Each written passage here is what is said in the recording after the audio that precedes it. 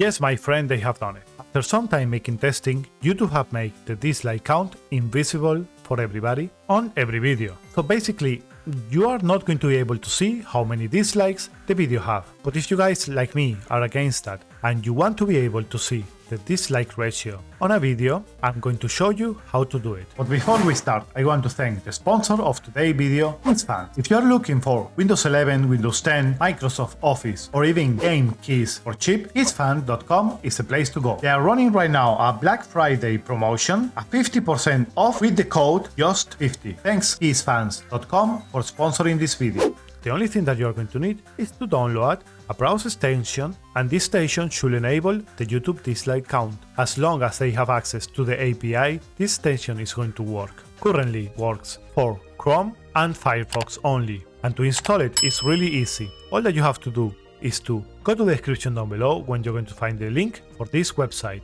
This is the official website of Return YouTube Dislike. You want to click into install, you are going to select your platform. For example, I'm in Chrome right now, so you want to click in Chrome. You want to click into add and add extension.